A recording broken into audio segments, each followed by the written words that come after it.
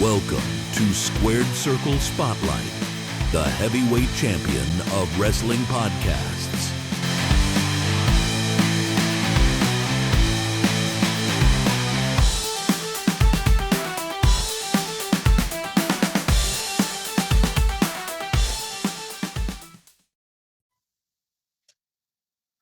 Welcome back. We are at episode 8 of Squared Circle Spotlight. I'm glad to be back. My week in Guatemala was hot. Happy to be here. Always happy to do some missionary work, so that was good. I hope you guys enjoyed La Flama Blanca with you. I just heard he did well. He brought in some subscribers, so he did well. We might have to get you permanent replaced there, bud. I mean, we could just probably do a show with La Flama Blanca and Kathy. I mean, this week with the subscribers, that was the biggest change. Yes, absolutely. I know. Yeah, what the hell? We changed it up, and me and Jeremy are chop meat. And me, I wasn't even here. But you had more important things to do. I was gonna say, maybe that was the deciding factor there, pal. Yeah, maybe it wasn't. Maybe I shouldn't be here. But thank you to everybody that subscribed, watched the videos. We had a pretty big boost in subscribers this week. So thank you everybody that did and is checking out the videos, whether it be the shorts, the long form. Thank you guys. If you're checking on YouTube, Instagram, we're on Spotify, Apple Podcasts. I haven't even looked at those numbers, but if you're on there, thank you too.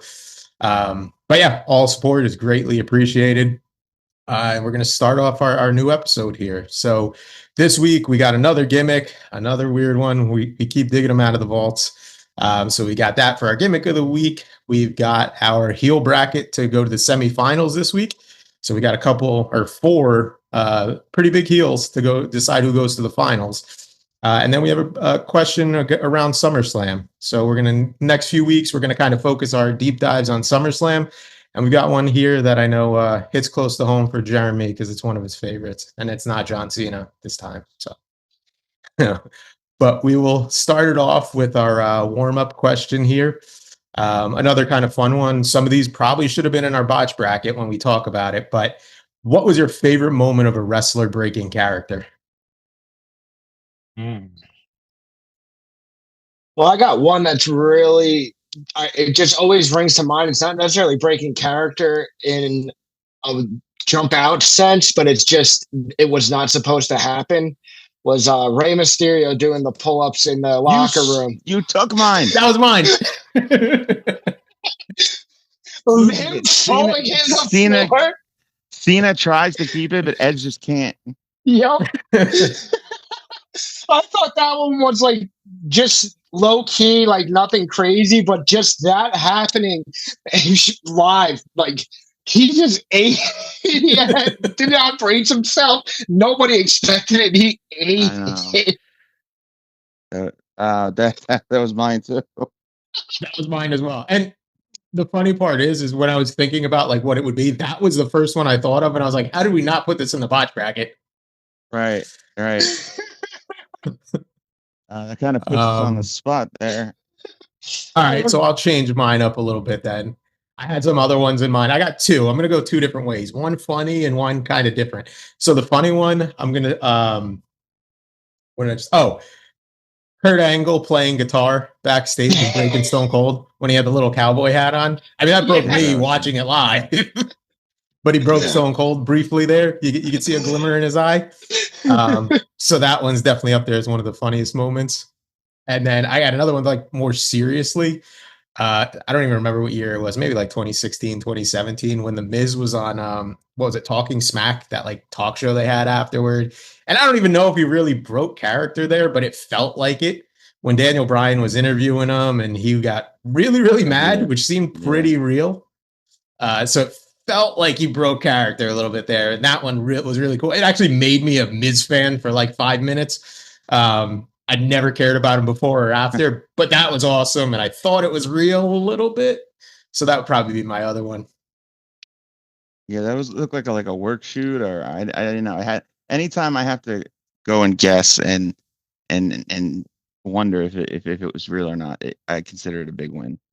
So yeah. That was great. Yeah, putting me on the pressure. Kathy, you want to go or you want? I got another one. fucking, you're looking I him don't know. up. It kind of goes on the line of like more of a blooper than breaking character when Titus O'Neil just wiped out underneath the ring. Was it Raw? What was it? Royal Titus Rumble? World Side. Yeah. And it Just was disappeared and then Crown had to Jewel. like hide for a little while instead of making Yeah. it out. That one. So I that was have in our another pod one. bracket. Yeah, Jeremy. Yeah. Godfather telling the Undertaker he loves hoes. I remember that one. You think Yeah, he you was need some? yelling at him in the ring, and like it was, you saw him like laugh and like kind of break character on that serious Undertaker face. All right. Like he I- tried so hard. I don't quite remember that one, but You'll have to look it up. Like That- when he's telling him in the ring with the hose with him and everything, Yeah. and he's talking to him, you could see like his face. He was trying so hard not to break, but you Alright. saw it in his face. if you got the link, post it in the comment section. I would like to check that out. But that brings up, I guess, one. Everyone knows they always tried to get Undertaker to pop or break gimmick, break character.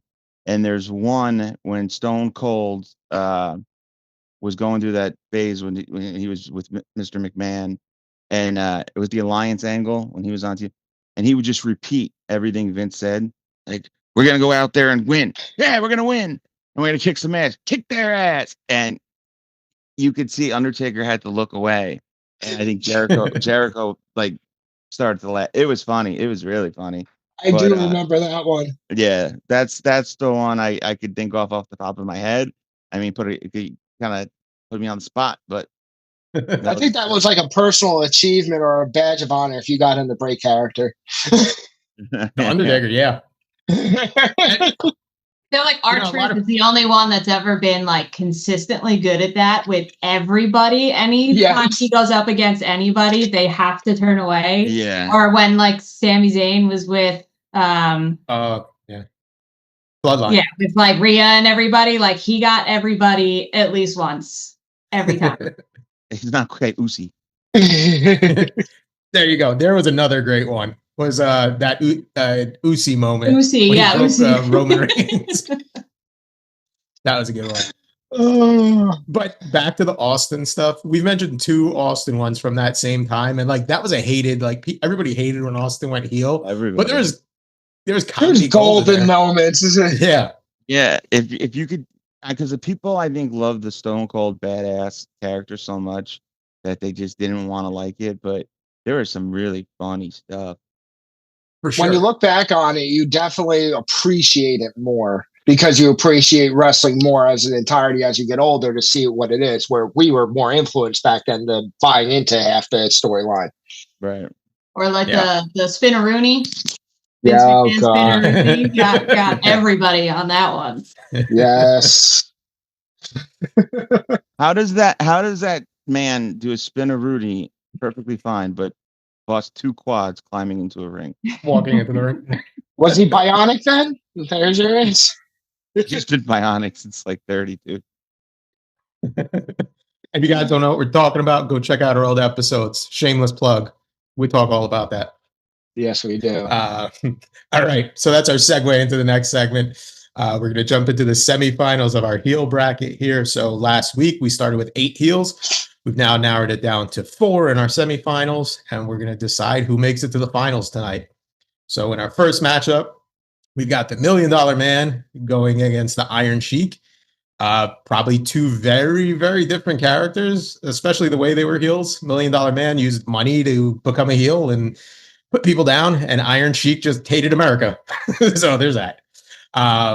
So we'll start it off. I will start it with Eeny, Meeny, Miny, Charlie. All right. I'm gonna go with $1 Million Man. Here's why. We recognized how big the Iron Sheik was in helping usher in WrestleMania, but how many foreign heels have we seen where just you're bad because you hate America? That's basically, they're bad because they're foreign. Ludwig Borga, he was just a bad guy from, Helsinki. They had a bunch of these people. The $1 Million Man was an evil man. I know Jeremy doesn't have a problem with slavery and buying people, but I did. And I Well, you do. No, you do, but not as much as kicking a ball away. But Jesus. I still can't. That's word for word from the last episode, man. Yeah, thanks, Kathy. I got the transcripts if anyone wants it. But for that reason, the uniqueness and the ownership of humans, I'm going to have to go with $1 Million Man. All right, I'm going to go to Jeremy next to Defend fight that. Defend himself. I'm on the fence on this one. I'm willing to let you guys woo me over to a side because of the fact that one started Hulkamania and one was just like the biggest degenerate ever in that sense. Of course, Charlie has to point out that he owned slaves first, where I was like, okay, I'm a kid. He kicked the ball for me. I don't know anything about slavery at that point. So I resonated to the ball getting kicked out of my hands. Okay?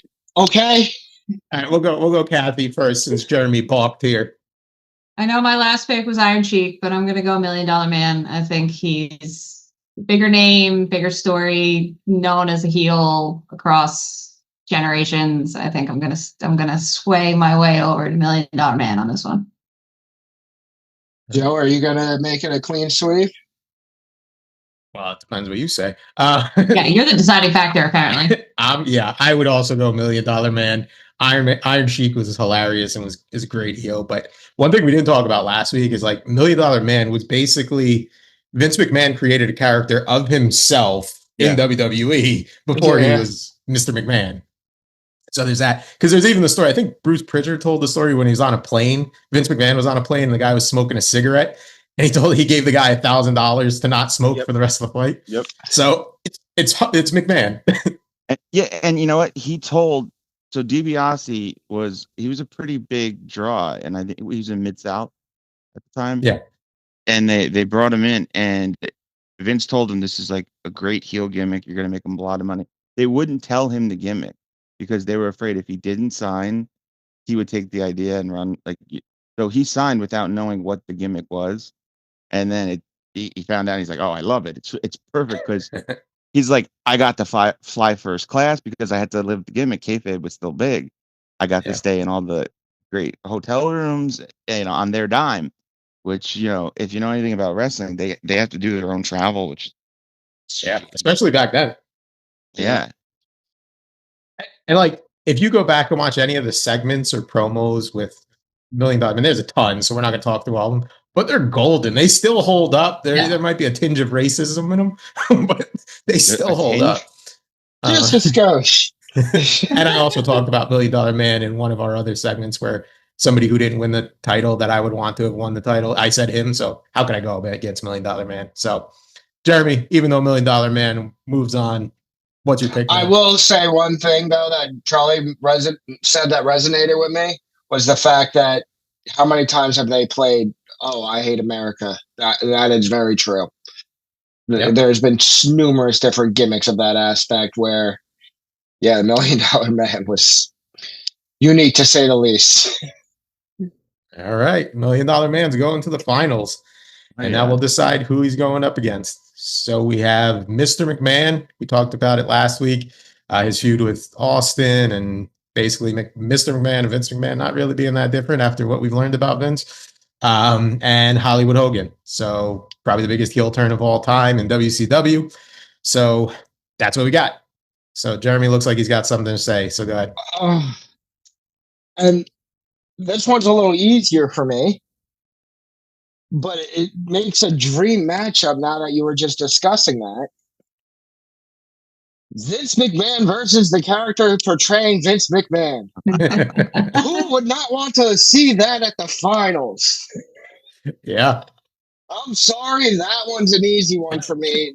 Vince McMahon as a heel, I loved it. And it was the $1 Million Man 2.0, basically. It was minus the slavery, worse. And it was fantastic. All right, we got one vote for Vince. I will go to Kathy next. I'm going to stick with my Hollywood Hogan. I think I'm a big NWO fan. I'm a big fan of pretty much everything from that time. So I'm going to stick with Hollywood Hogan. Charlie. This one's tough because I think, like as we alluded to last week, his heel turn reinvented him and helped lit the hottest period of the business, so it's huge. But same thing you could say with Mr. McMahon a little bit. I think Vince's character was just more evil. Like the stuff he did to his wife. He had a street fight with Stephanie in real life a week before her wedding. He's just just a horrible person. Like the more I read and I hear, there's very little separation, and it's just getting worse. I'm on a dark rabbit hole of Vince McMahon, and I might get some PTSD after this. I don't know. He's a sicko. So I gotta go Vince. Send him to the finals. Wow. Now I got a question. Uh-oh. The Hogan turn, does that help? If he doesn't do that, I don't think his career takes off again. Yeah, he was starting to get booed. You're absolutely right. Yeah. I think that was let me more give my vote for here because we're still kind of split. So this was a tough one for me too. I don't know which way to go. So obviously, like Charlie said, Vince McMahon was a horrible person. So was the character. And Hulk Hogan was the biggest heel turn of all time. And basically made the NWO what it was. Without him, it was just the outsiders, right? Here's the other part that I took into consideration. Nobody ever threw beer cans in the ring when Vince McMahon was in the ring. They certainly did when Hogan was in the ring. That's true. So for that reason, and because he was an actual wrestler, I'm going Hollywood Hogan. Oh. So we got a split. So we need to literally split down somebody. the middle according to my screen. So how do we break this tiebreaker, folks? I don't know. I'm pretty set on this one. So I did have a plan. I'm with Jeremy. I don't think you're going to move me. So there is an option. We could go triple threat. This is wrestling, baby. The finals could be a triple threat. Vince McMahon versus Hollywood Hogan. Is that the way we want to go? Then it breaks a tie. Oh, there's no chance of a tie at all. I like it. I'm in. I guess, yeah, there could be a tie in a triple threat. So unless two people picked the same two. It wasn't just Jeremy votes for real life Vince McMahon. I vote for. I think you outbooked you booked yourself into a corner, man. Listen, it's wrestling. We do it on the fly. We'll figure it out when we get there. Somebody run in with a mask and we'll make a pick. Bring back our guest from last week. Oh, bro. So what do you want to do? Do you want to try and convince me that it's Mr. McMahon, or do you want to go triple threat? Joe, he was the best villain of your favorite era of wrestling, the Attitude Era, right? He was the best heel character. He had the most TV time of any heel. He by his own choice. That was not. Yeah, he pushed himself. Which is even more reason to like his heel character. Thank you. He had the steering wheel and said, "Fuck you, the people's choice. This is his choice." He pushed other people, and he wanted himself, even though he's 54 and diving off cages. And he's jacked up on steroids, and probably Mountain Dew. You almost had me there. You almost had me convinced. But I'm sticking with Hollywood. Jeez. See, that being on the fence right there should be a telling factor. Unless you want this triple threat. I was on the fence the whole time, but I edged out Hollywood Hogan. Like I said, nobody really hated Mr. McMahon the way they hated Hogan when he changed. That's my point. Like, you took Mr. McMahon as a character. Enough to care. People viscerally hated Hollywood Hogan when he turned. So, well, like you said, he was probably not going to be a wrestler much longer if they didn't do this for his career. Yeah, so, that saved his career. That saved an entire era, an entire group of wrestlers. It had so much impact on just one character by the people's choice again. But and he came Maybe to we should go WWE. to our subscribers or get them involved and get some votes, man. How about we put up a vote? Can we put up a little vote? We can put up a vote, but we'll see what happens with that. Vote for your favorite or vote for the triple threat. I'll put a vote for their favorite. Vote for the favorite, yeah. If we don't get a winner there, then we'll go triple threat next week. $1 Million Man, Mr. McMahon, Hollywood Hogan. I like it. All right. Let's put it back in the people's hands. Okay. Then we gotta go back to the very people. meta. Very meta. It's up to you guys. So you tell us if it breaks even or we don't get any votes, then we're going triple threat. All right. Moving forward. Like Looking forward to it. Mr. McMahon, it's going down.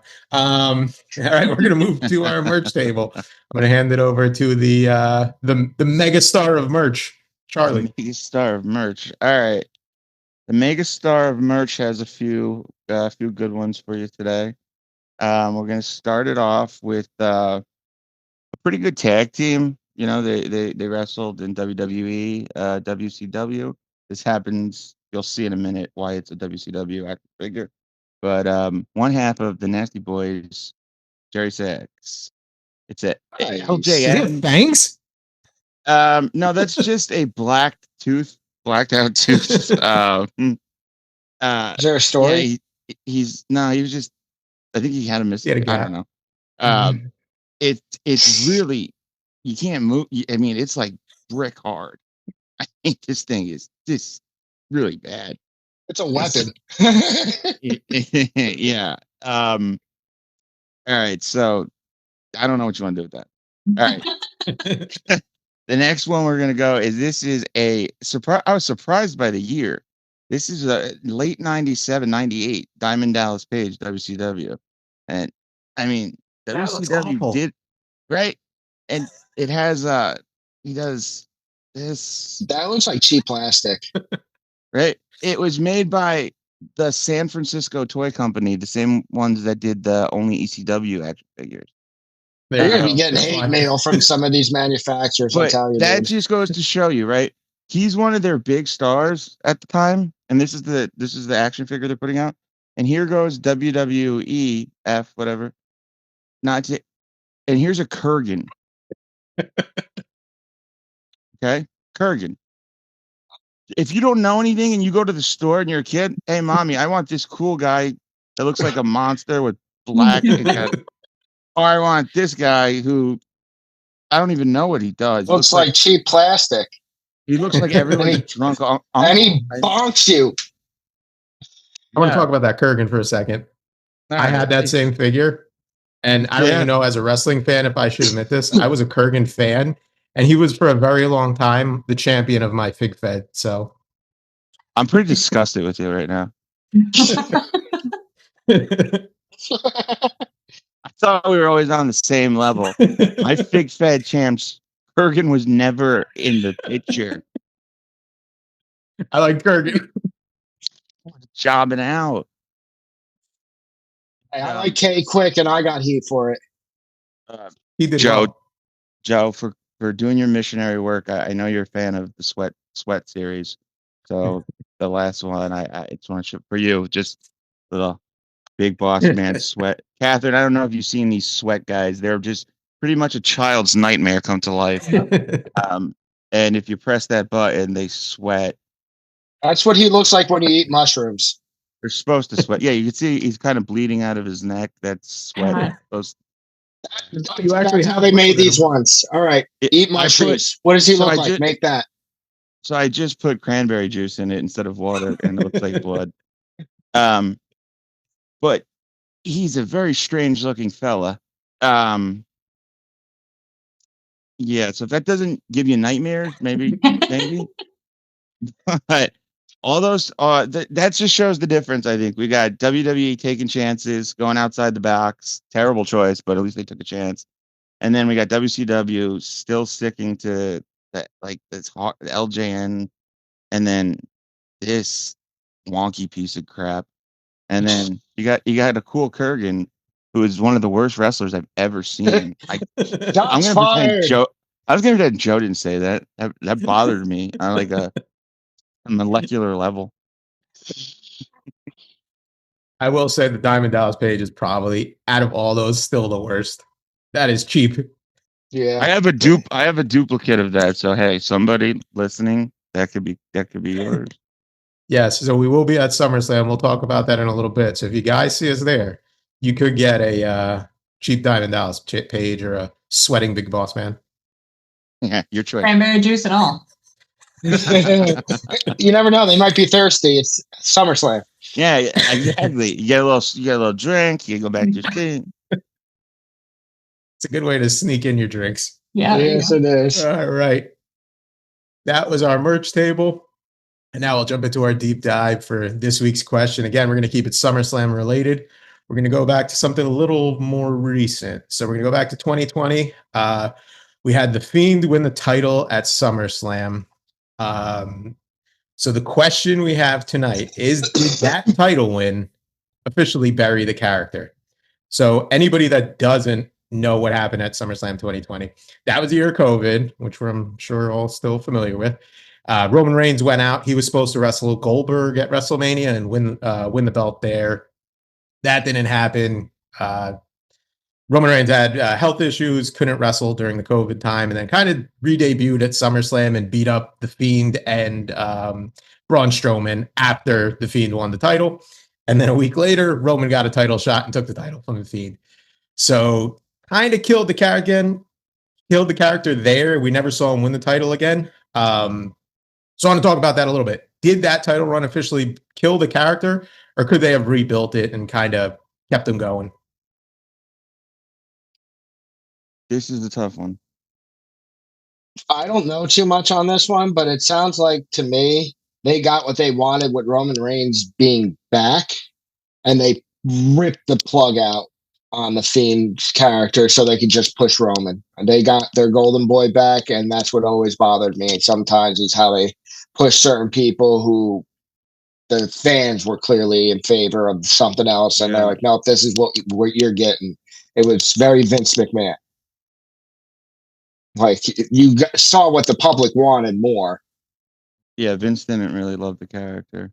I think it was a combination of, like, it kind of started with the whole Goldberg loss. Like, it wasn't really a necessary loss, but it definitely pushed him in that direction. And that whole character really fed off of the crowd. And, like, you were ever there live and that experience of the Fireflies with everybody's phones and, like, things like that. And then you throw them in an empty ring. That didn't really work for him getting the response that he wanted. And then he didn't wrestle for like almost 6 months. Like, he would pop up here and there, but he kind of went MIA until that match. And then he was gone shortly after that. So like it all kind of, I think it was on purpose to push it out. It just probably expedited it when Roman Reigns decided he was back and ready to go. I could totally see that being the case. And I forgot about that. You know, the whole Fireflies not being an aspect of it. I really did. Yeah, they did some cool stuff, like the John Cena WrestleMania thing. Like, they did stuff, but just wasn't the same. Not without the crowd. Yeah. Yeah, that's one of the guys that has gotten the biggest crowd reactions in the last 50 years. I mean, you take the crowd away from it, it's a lot, but I do think it kind of killed the Fiend character. Here's why. He didn't. Wyndham Rotundo is such a creative, smart guy. I think that what we're seeing now with the Wyatt Six and stuff, he definitely laid the plans for that. Probably long term. There's an interview with Karrion Kross where he said that he was going to do something with them. So I think it killed it. And maybe Bray had the Fiend wanted to take the break, get some time off. I don't know. I think they booked it poorly, and unfortunately, because of real life circumstances, he didn't have an opportunity to revive it. So, in my eyes, it unfortunately it really did kill the character. Yeah, so I'll say a couple of things on this. One, thank you, Bray, for kind of leading us into the Bloodline storyline. Yeah, which is probably one of the seriously. biggest storylines of the last 15 years or so, because essentially that's what started it. That's when Roman won the title. Blah blah blah. We know the story there. But yeah, I kind of go back to what Kathy said too about Goldberg beating him earlier at what was that, Crown Jewel in Saudi Arabia. Like, first of all, Goldberg should not have a title. You know, he retired, whatever, just last night. But Goldberg should have never won the title at that point. But I will say, putting the title on the Fiend was probably a mistake to begin with. Like, you look at those kind of supernatural characters like the Undertaker. Undertaker didn't have a lot of title runs. You know, you may forget that, but he didn't have a lot of title runs, and he's one of the most remembered and revered wrestlers of all time. The Fiend didn't need the belt. Like, just don't put it on him, and you don't put him in that situation. So I think totally putting the belt on him at SummerSlam was a bad move. You could have had Braun win that, keep the title. Roman gets involved and Braun keeps the title somehow, and it doesn't hurt the Fiend. Braun moves on, and then you could have Roman beat Braun, and we go on from there. Why did the Fiend have to take that pin? And I think it goes a little bit to what Charlie said too. Is like Vince wasn't big on that character. He's never big on like those type of gimmicks. He has to kind of get talked into it.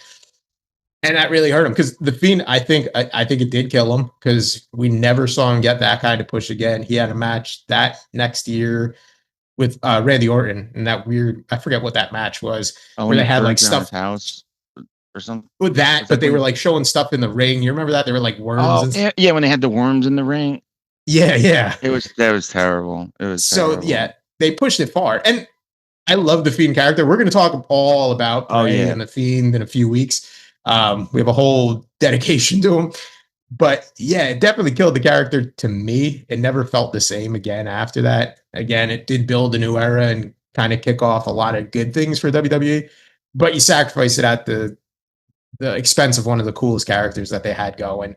And it's sad to see that because then he was released shortly after that. And then, eventually he came back. But it just never was the same after that. Yeah, I don't think they had intentions to kill it completely because they still had Alexa Bliss being a part of that storyline, and they, there was all these tidbits about it. So I think they always kind of had an intention of bringing it back, especially because they have his brother doing all that stuff now. But like, I don't know if that's because of what had happened or if that was always the plan, and this is just kind of them figuring it out with the circumstances that they're in. But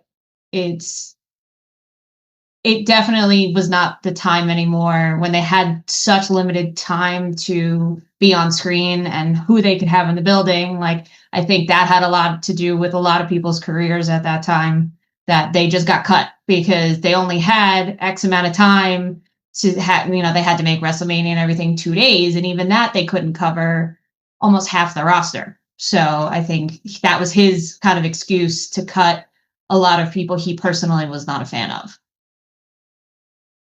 Yeah, that makes sense. Yeah, and I mean, you kind of talked about too with the crowd element, like that character kind of needed the crowd too, and without that, it's not the same. Like you said, the Firefly thing, and just the crowd reaction to him coming out. He always got a reaction when he came out. Right. When he came back after he was released, and I don't know what you call the character he came back as more recently, but that it was a pay-per-view. He came out at the end. They had the door with the smoke and stuff. Literally gave me chills. That was amazing. Yeah. The character itself ended up not being too cool, but that comeback was amazing. And that guy always commanded the crowd and got a response. So it kind of sucked to see that happen. Yeah, absolutely. There's certain matches that they say if you like Hogan Rock WrestleMania 18, it's a 2-star match if you watch it without the volume on. But with the volume and the crowd reaction, it's a 5-star match. And I'm not saying the Fiend or Bray couldn't work, but the crowd and the reaction he garnered from them definitely was a huge part of his character. He made you feel more a part of the wrestling match than anybody else really out there. Like you felt like you're a part of something else.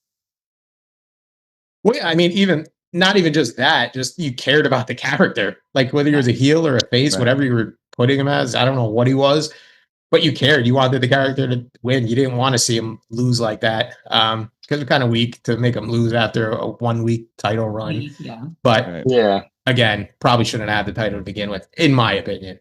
No, that's a good point. There's guys that need the title to make them. He wasn't one of those guys. Yeah, and breaking kayfabe here. We've talked about this before. The champions decided beforehand, so it doesn't really matter, right? It's about building cool characters and cool stories. So he didn't need it. Yeah.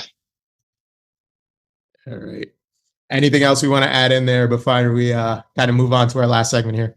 I think we'll save it all for Yeah, we got something episode good at coming. this point, I think. Yeah. We've got all Bray Wyatt coming up in a few weeks here, so stay tuned for that. All right.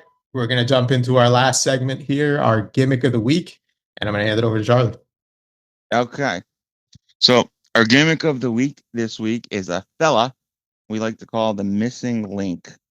I hope you guys know who he is. If you don't, or you're listening at home, pull up a picture of him, and I want you to take a look at this freak. He's got his he's got his face painted 2 different colors. He's got half shaven head. He's got all this wacky stuff going on. He's jacked. But here's what I found really kind of interesting. It was a weird character, but he was wrestling for a long time. This guy's name is Dewey Robinson. He broke in Canada, and he was a territory guy. Nothing huge. He wasn't never over super huge. I think he was a tag champ in some maybe WCCW, or NWA, but nothing big. Nothing big. It wasn't until he comes back at age 46 as the missing link character, and that's when not only in the territories he starts working main events, starts drawing money, starts getting a lot of TV time. He gets the call from New York. He doesn't go up into New York until 1985. He's 46, 47 at this time. So you talk about a guy that reinvented himself. You know what I'm saying? Wait, and you look at Dewey Robinson, and he's a solid technical wrestler, but he was forgettable. And then you look at the missing link and just take one look at him, look at the physique, and he's not unforgettable. He's completely unforgettable, if anything. And that's what Vince was doing at the time. He wanted guys that stood out, guys that would make people stop and go, whoa. And a perfect example of changing with the times. This guy had a 25-something year career, most of it as a lower level card, and then hits his mid 40s. And so keep the faith out there, guys that are 40 and hanging, current jerking. We still got a chance. We can do You're it. saying there's a chance. Anybody else want to add some things about my boy Missing Link? Yeah, here's a fun fact that I didn't know until I researched him. Do you know what year he was born? 1939. 1939. That's wild. And he wrestled in the 80s. God. That's 2 years. That's God 2 years before Pearl Harbor. God bless him. True. Yeah, it's wild. And he was in phenomenal shape. I mean, jacked.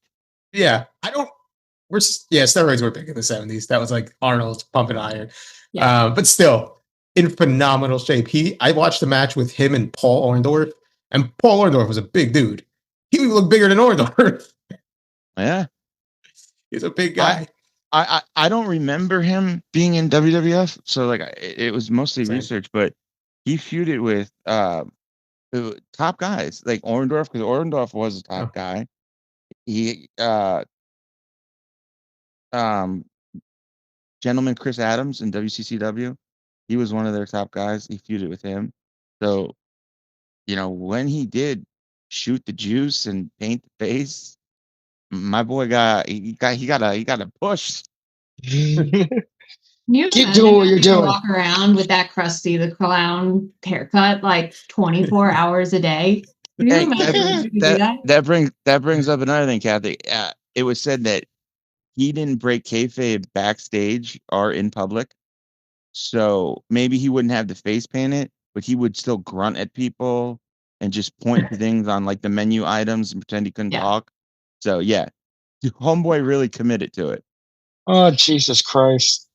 Yeah, and I don't know if you mentioned it already, but for anybody that didn't know this. Yeah, he just grunted and growled. He was supposed to be like a caveman. It was strange. He in interviews, he just kind of paced in the background and like a caveman. Like a Neanderthal. And Jeremy, you would actually like this guy, and I'll tell you why. If you look up a picture of his face is painted completely green with blue around his eyes. He looks just like Leonardo. Oh shit. Cowabunga, dudes. He had Bobby Heenan, right? Was his manager? Yeah. Yeah. That's what I'm saying. They put him with the top manager, the heel manager. I guess they had plans for him.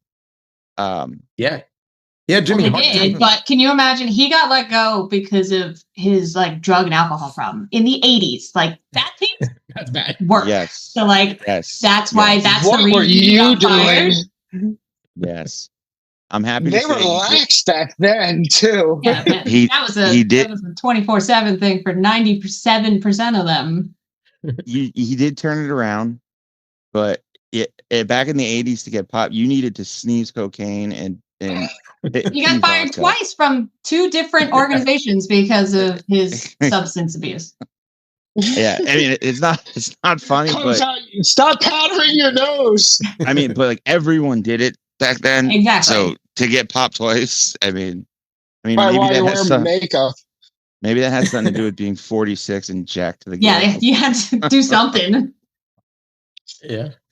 Bruce Pritchard even talked about this guy too. I was watching an interview it was on his podcast, I think just last year. He was talking about him. He was saying how when Dewey Robertson was a wrestler in Canada, he has like real clean cut, like kind of like that all-American, as we would say, look about him. And then he disappeared and came back as this. So maybe the drugs kicked in that period. Or here's my other theory. He's running around like Terry Crews. His name is Dewey. So he's probably a very angry guy. So why not be this character? Be this angry caveman character. His parents named him Dewey. I'd be mad too. Just give him like one of those wooden bats that a Neanderthal would have. That's the only second Dewey that I know of anything to do with wrestling. Dewey Cox. Isn't the other Mick Foley's son? Cox. Yeah. Jeremy, you want to talk about Man Bear Pig? Nope. You sure? I think with all these gimmicks we have here of these weird half mutant animal people, we're gonna have to start a bracket of these guys at some point. Yeah, I mean, because we've done the half. Who becomes the barbarian champion? Animal. The Mongoloid champion. Who did Jeremy think was? No, the Mongolian Stomper was one of our. Mongolian Mauler. Who looked nothing like a Mongolian in real life. Yeah, he looked like he was in Mudvayne. Yep. Guys, go back and watch the library. It's worth it. Yes, please. Absolutely. All right. That was our gimmick of the week and our last segment of the week. So another fun gimmick. It's hard to top these each week. Like, how do you top what we've done already with gimmicks? We're going to have to really dig. Yeah, maybe we take it more. Some weeks we take it like just underrated, great wrestlers, and we give them their flowers as it is. Yeah, maybe we got to highlight some good gimmicks too. The coup de grace. Good gimmick of the week. Right. Fresh Charlie. All right, that was our last segment. Bad Mikey. We're gonna do a little promo here. We have SummerSlam coming up in just 3 weeks. So we will be there in some shape or form. Some of us will be there for the tailgate party. We're gonna have some giveaways. We're gonna be filming, doing some interviews with you guys, all that good stuff. So if you see us out there, stop by, say hi. We're gonna, like I said, maybe be on the show. Maybe we'll put you in some clips, all that good stuff. So we'll be there on August 2nd. I think it starts at 12 to 3:30. The Savvy Seats tailgate party. So check us out there. We'll be there walking around, or we'll find you. Don't worry. Jeremy will find you with a sweat figure, but we'll be there. So yeah, and also, if this is your first time listening, make sure you guys subscribe on YouTube. Check us out on Instagram, Spotify, Apple Podcasts. We're on all of it. So check us out wherever. It's all good. Like, subscribe, all that fun stuff. So thank you, everybody that has already. We're going to keep trying to build this and see how many people actually care about what we're saying. So with that, I am going to hand it over to Charlie to take us out. All right, everybody. Thanks again for tuning in for another episode of Squared Circle Spotlight, where you know that gimmicks are gold, merch is mandatory, and behind every little story, we got a pop.